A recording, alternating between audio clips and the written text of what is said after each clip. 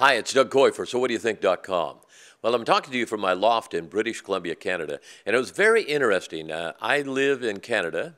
My daughter lives in the United States in Manhattan in New York, and yesterday, my son and I went to a Seahawks football game. It was Monday Night Football, and I realized a couple things that are different about Canada and the United States. First of all, the United States they're absolutely nuts about football.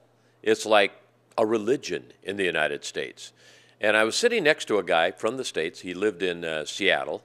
And I said, yeah, I'm from British Columbia. And he kind of looked at me and said, what? I said, yeah, I'm from British Columbia. You know, Canada? Oh, yeah, Canada.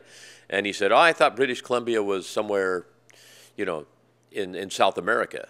And I said, you got to be kidding me. And I thought he was kidding. But then later I thought, no, maybe he was serious. And then I said, did you know that the British Columbia Lions won the Grey Cup?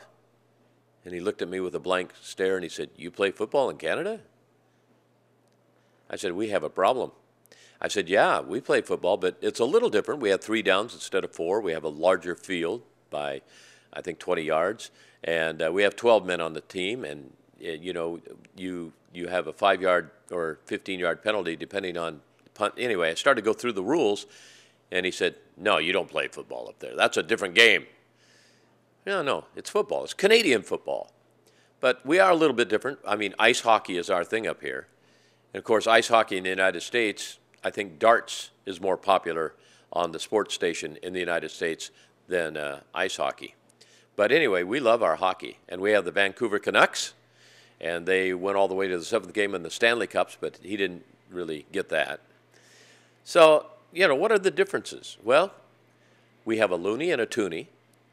We speak 2 different languages, or some people do. We have 2 official languages.